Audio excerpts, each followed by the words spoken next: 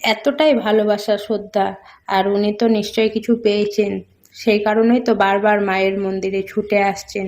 মাকে এত ভালোবাসা মঙ্গলা মা ভক্তদের কাছে এতটাই ভালোবাসা পায়, এত ভালোবাসে মাকে যে বলার কিছু নেই। মাকে পাথরে, মা মাটি, মাকে তুমি যেমন পুজো করবে মা সেরকম ভাবে ঠিক দেখতে পায়। হয়তো অলৌকিক ভাবে সব কাজ হয়। তাহলে পরমাংশদেব কি করে মায়ের পুজো করতো, বাবা কাপা কি করে মায়ের পুজো করতো, করেছে তো? মা তো আসতো হাওয়ার মতো করে, বাবা কাপা তো কোলে।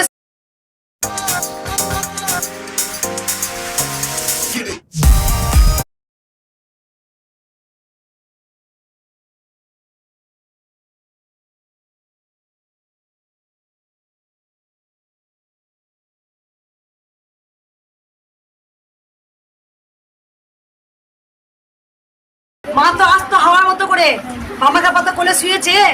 মা তো সেটাও তো মাটি পুজো করতো, মাটি।